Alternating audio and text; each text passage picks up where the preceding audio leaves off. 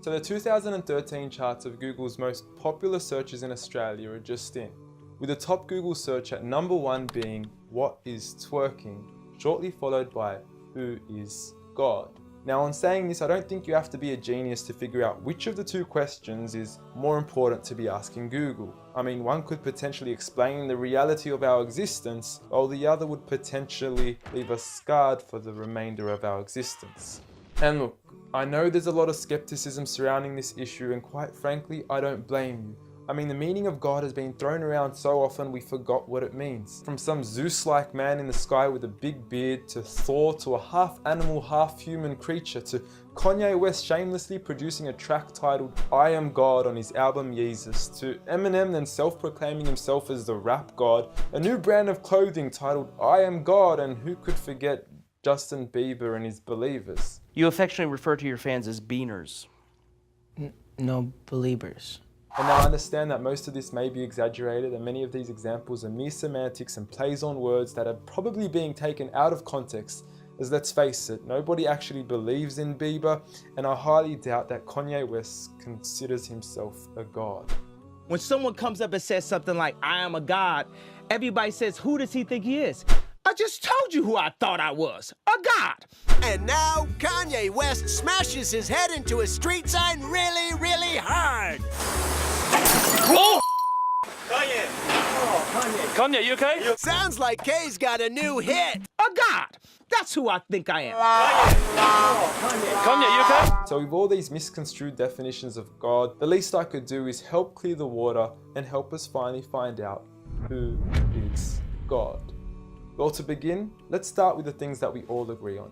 First and foremost, we're here. We just began and we exist. And like all things that begin to exist, they require a cause. Things don't just come out of nothing, and although at times we sometimes wish they would, they don't. If I told you that this glass sprang into existence, this glass made itself, you said Muhammad Ali's crazy. So in saying that, knowing the cause of us is crucial to understanding who God is. Although we are able to explain that we did have a beginning, as many leading cosmologists have affirmed, we are still left unanswered as to what was the cause of our beginning.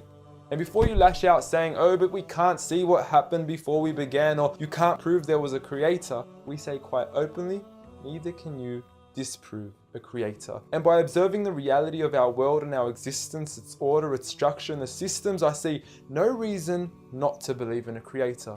But then one may ask, where did this creator come from? What was the cause of him? And it will go on forever and ever, which would most probably lead to us never have ever been created. So for God to exist, he must exist without a beginning, therefore not requiring a cause, making him eternal. He should also be transcendent from his creation and not bound by any of the realms he had created, whether it is time, space, or matter. For instance, when Steve Jobs makes an iPhone, he doesn't become the iPhone, he is separate.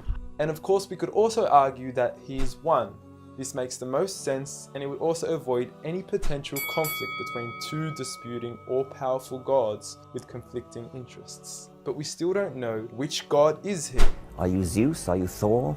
Are you Yahweh? Well, if you agree with everything I've said up until now, you will realize that each of these gods don't fit into our established criteria of who God is.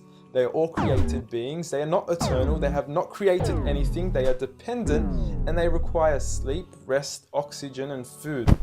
So who is the one and only true God? I present to you a God who is one and only, eternal, exists without a beginning, who was uncreated, requiring no cause for himself, yet being the absolute cause and creator of everything else. Allah. A simple definition of God that is logical and rational. There is nothing like him, no man, no creature, nothing imaginable. He is the one who is perfect, although I don't like using the word perfect because our understanding of perfection would never encompass his true essence. He is in control of everything, whereby nothing can harm us unless he wills it. He is the all-knowing, the all-hearing, and unlike our friend Kanye, he is the all-seeing.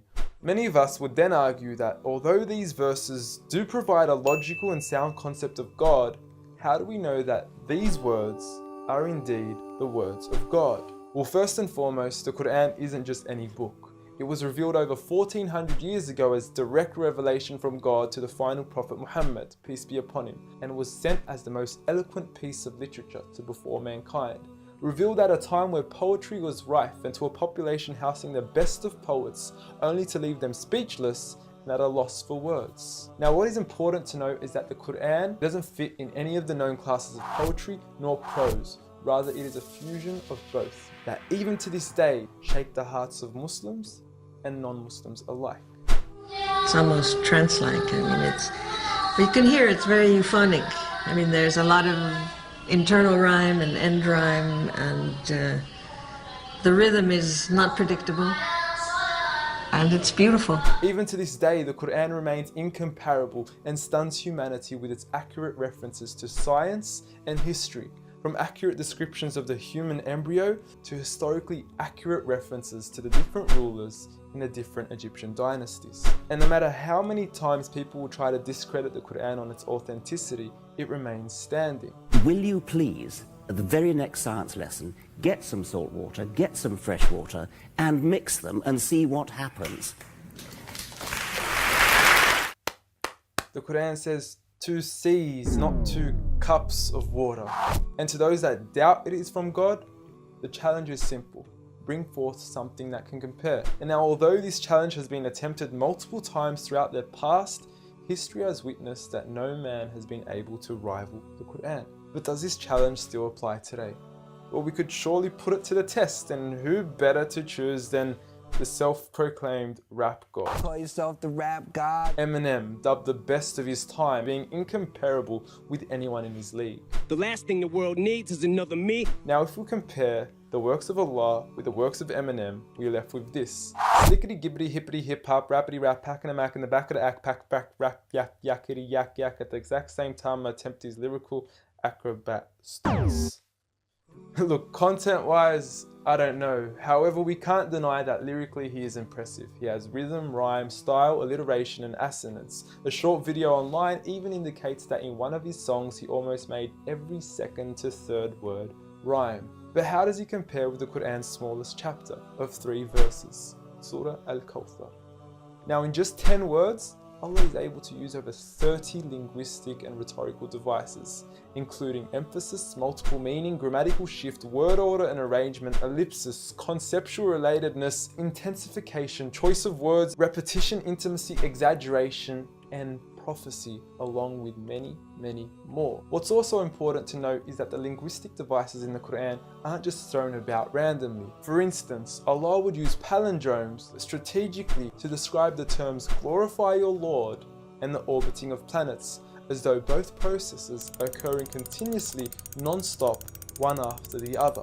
The shortest chapter in the Quran also contains a rhetorical device that no one can compete against nor replicate: prophecy. At the end of the first verse, Allah promises Muhammad, peace be upon him, that he would be given abundant good at a time when he was at one of the lowest points of his life, with a small amount of followers and low social status. He had even just lost his son, and his enemies were taunting him with cut-off lineage and progeny, yet Allah was promising him abundant good at this time. Such was the prophecy of the Quran, and we certainly indeed see its fulfillment today. With the Quran being the most recited, memorized and practiced book across the entire world, with over 1.6 billion followers today from all walks of life.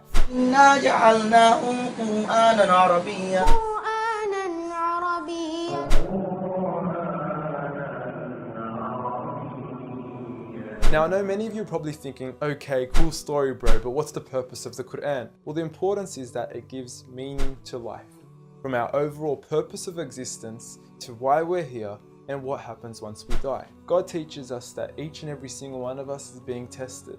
We weren't created for mere play, we were created with a purpose, and that is to be obedient to God and His rules. Those who believe, there is reward, and those that don't and are arrogant, there is a punishment. And look, I apologize for trying to squeeze all this into one small video, but I've given you everything you need to know who God is and why we are here. So read.